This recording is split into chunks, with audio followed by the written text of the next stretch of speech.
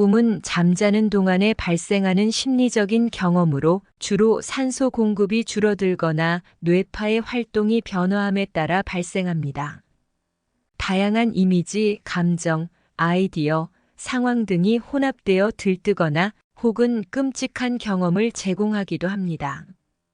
꿈은 보통 잠재의식과 무의식적인 과정을 반영하며 심리적인 상태나 욕망, 불안, 염려 등을 나타내는 데 사용됩니다. 개인적인 경험과 해석에 따라 다양한 의미를 갖게 될 수 있으며 종종 상징적이고 심오한 메시지를 담고 있을 수도 있습니다. 과학적으로는 꿈을 주로 뇌의 활동과 관련하여 설명합니다. 꿈은 수면 중에 발생하는 신경학적인 활동으로 간주되며 주로 빠른 눈동자 운동 단계와 느린 눈동자 운동 단계에서 발생합니다. 수면 중 뇌파의 활동이 변화하면서 생성되며 이러한 뇌파의 패턴은 꿈을 연구하는 데 중요한 역할을 합니다. 과학적 연구에 따르면 꿈은 기억의 재조합, 감정의 처리, 스트레스의 해소 등 다양한 심리적인 기능을 수행하는 것으로 알려져 있습니다. 또한 뇌가 일상적으로 처리하지 못하는 감각적인 정보를 통합하고 해석하는 과정에서 발생한다고도 설명됩니다. 심리학적 측면에서의 꿈은 무의식의 욕망이나 욕구를 표현하는 매체, 스트레스나 불안, 갈등 상황의 표출, 일상에서 경험한 사건이나 감정, 기억의 재조합, 자아의 탐색이나 심리적인 성장의 과정 등으로 설명합니다. 철학적으로 꿈은 인간의 의식과 무의식, 현실과 비현실 사이의 경계를 탐구하는 중요한 주제 중 하나입니다. 여러 철학자들은 꿈에 대한 다양한 관점을 제시해 왔습니다. 고대 그리스 철학자인 플라톤은 꿈을 현실에서의 이상적인 세계와의 연결로 보았고, 현실 세계가 이상적인 형태의 복제물이며 꿈은 이러한 이상적인 형태와의 접촉이라 했습니다. 아리스토텔레스는 꿈을 인간의 자연적인 활동으로 여겼고, 그는 꿈이 무의식적인 욕구나 감정의 표출이라고 생각했으며, 이를 통해 인간의 정신적인 상태를 이해하고 분석할 수 있다고 주장했습니다. 동양 철학에서는 꿈을 신비한 영역으로 여겼습니다. 유교와 도가는 꿈을 영적인 진리의 표현이자 신이나 신령과의 소통의 수단으로 인식했습니다. 이러한 다양한 관점을 통해 꿈은 인간의 정신적인 상태와 내면의 세계에 대한 이해를 넓히고 깊이 있게 탐구할 수 있는 중요한 주제 중 하나로 여겨지고 있습니다. 꿈이 현실에 미치는 영향에 대한 연구는 다양한 측면에서 이루어지고 있습니다. 이러한 연구 결과는 꿈이 인간의 감정, 행동, 의사 결정 등에 미치는 영향을 조사하고 이해하는 데 도움을 줍니다. 연구에 따르면 꿈은 우리의 감정과 기분에 영향을 줄 수 있습니다. 긴장된 상황에서 꿈을 꾸면 스트레스나 불안을 경험할 가능성이 높으며, 반면에 즐거운 꿈을 꾸면 기분이 좋아질 수 있습니다. 일부 연구는 꿈이 문제 해결 과정에 도움을 줄 수 있고, 상상력을 자극하고 창의성을 촉진하여 문제에 대한 새로운 관점을 제시한다고 합니다. 또한 현실에서의 행동 및 의사 결정에 영향을 미칠 수 있으며, 특히 꿈에서의 경험은 현실에서 특정한 상황에 처했을 때의 대처 방식에 영향을 줄 수 있다고 합니다. 이외에도 꿈을 통한 정신적 질병의 치료, 학습과 기억력의 향상 등에 대한 다양한 연구 결과가 있습니다. 이와 같은 연구 결과들은 꿈이 우리의 삶과 인지, 감정, 행동 등에 미치는 중요한 역할을 한다는 것을 알려줍니다. 꿈은 종종 비선형적 시간의 경험을 제공하는데, 이는 현실에서 경험하는 시간과는 다르게 느껴질 수 있습니다. 꿈속에서는 과거, 현재, 미래가 혼합되거나 동시에 경험될 수 있으며, 이로 인해 비현실적이고 비선형적인 시간의 경험이 발생할 수 있습니다. 비선형적 시간의 경험은 여러 가지 형태로 나타날 수 있습니다. 예를 들어, 꿈속에서 우리는 과거에 일어났던 사건을 재현하거나 미래에 대한 예지를 경험할 수 있습니다. 때로는 여러 시간대를 오가면서 동시에 경험하는 것처럼 느껴질 수도 있습니다. 이러한 경험은 꿈속에서만 가능한 것이 아니라 인간의 정신적인 상태에서도 발생할 수 있습니다.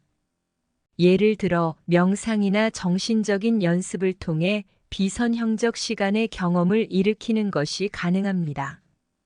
이는 우리의 인식이 시간과 공간의 제약을 벗어나고 더 광범위한 차원에 접근하는 것과 관련이 있습니다.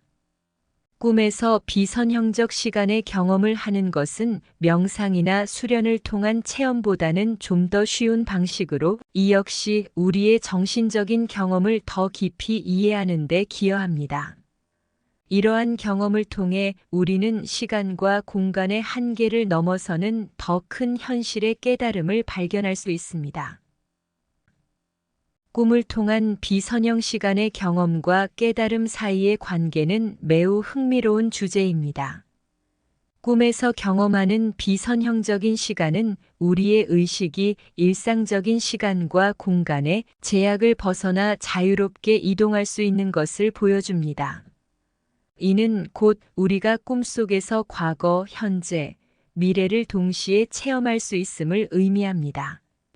이러한 경험은 우리의 의식을 넓히고 새로운 관점을 제시하여 현실 세계에 대한 이해를 깊이 있게 하고 깨달음에 이르는 여정의 일부로 작용할 수 있습니다. 깨달음은 일반적으로 개인의 내면 깊은 곳에서 비롯되는 영적인 깨달음이나 이해의 순간으로 정의됩니다. 꿈을 통한 비선형 시간의 경험은 이러한 내면의 깨달음을 촉진하고 확장시키는 데 도움이 됩니다. 꿈은 우리의 무의식적인 생각과 감정을 드러내며 숨겨진 진실이나 욕망을 밝혀냅니다. 또한 꿈을 통한 비선형 시간의 경험은 종교적인 깨달음과도 관련이 있습니다. 많은 종교적 전통에서는 꿈을 신이나 영적인 존재와의 소통의 창으로 간주합니다. 꿈을 통해 받은 메시지나 영적인 지침은 종종 개인의 신앙과 영적 성장에 큰 영향을 미칩니다. 이처럼 꿈을 통한 비선형 시간의 경험은 깨달음과 깊은 연관이 있습니다.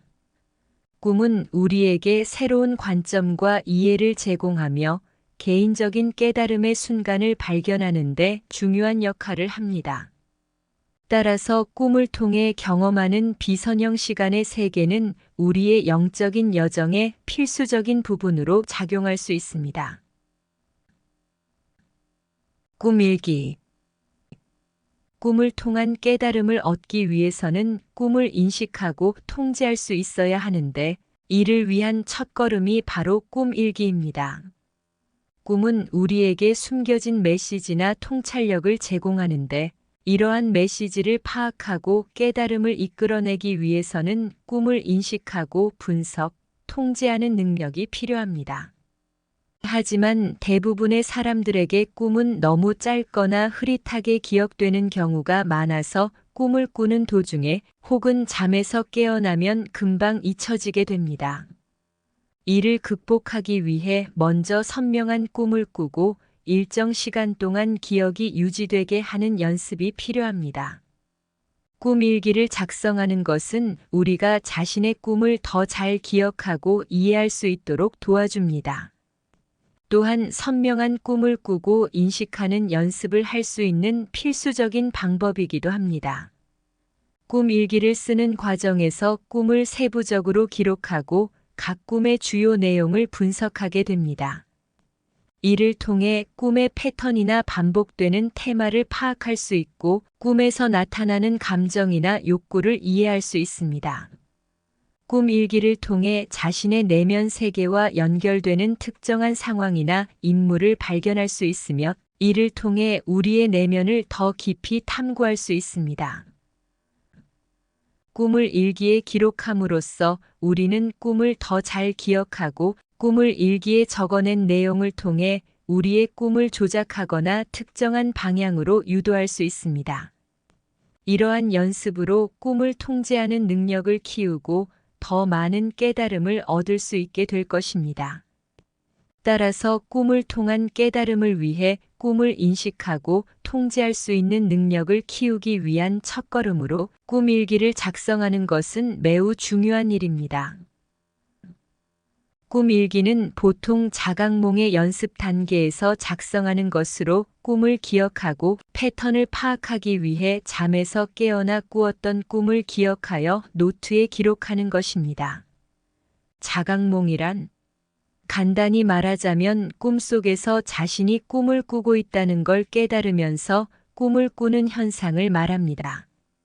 즉, 꿈을 꾸고 있다는 사실을 인지한 상태이며 꿈 내용을 어느 정도 통제할 수 있다는 특징이 있습니다.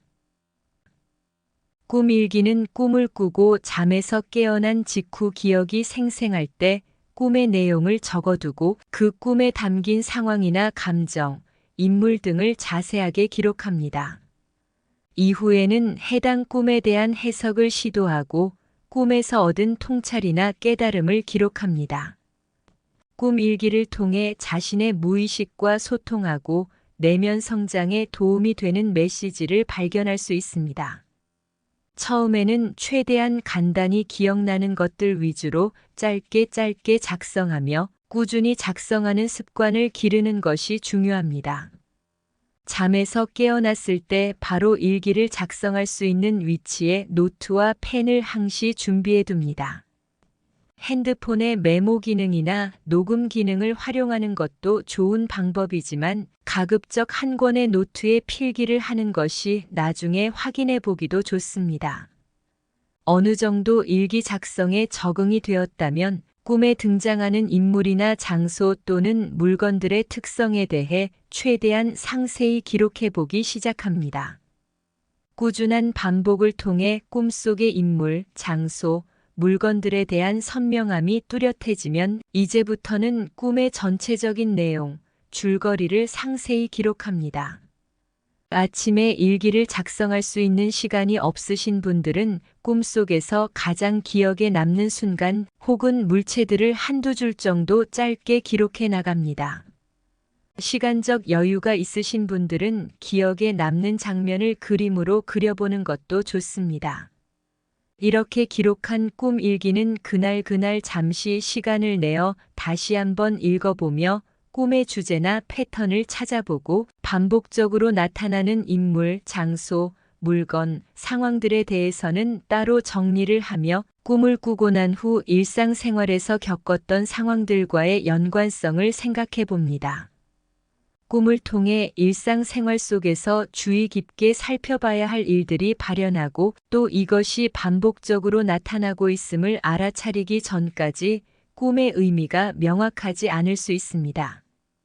더 중요한 메시지들은 당신에게 메시지를 전달하기 위해 반복되는 경향을 보이곤 합니다. 꿈일기 작성이 어느 정도 일상생활의 규칙적 습관이 되었다면 이제는 잠들기 전에 다음에 몇 가지 자기 암시를 해보도록 합니다. 나는 꿈을 인식할 수 있다. 지금 이 상황은 나의 꿈이다. 나는 내 자신을 알아가기 위해 꿈을 꾼다. 나는 이 꿈을 나의 뜻대로 통제할 수 있다. 이는 잠재의식 속에 꿈을 인식하고 꿈의 목적을 부여할 수 있는 방법으로 아무런 의미가 없던 꿈들이 점점 줄어들고 자신의 내면을 탐구할 수 있는 꿈을 꾸는데 도움이 될 것입니다. 꾸준한 반복과 노력을 통해 꿈을 인식하고 상황들을 통제할 정도의 꿈을 꿀 수 있는 수준이 된다면 현실의 시간과 공간을 비롯한 다양한 개념들을 초월한 경험을 할 수 있게 되며 좀 더 깊은 내면의 탐구가 가능해질 것입니다. 하지만 꿈은 어디까지나 꿈일 뿐이고 꿈만으로 깨달음을 얻고자 하는 것에는 한계가 있으니 현실을 망각할 정도로 깊게 빠지는 것은 피해 주시기 바랍니다.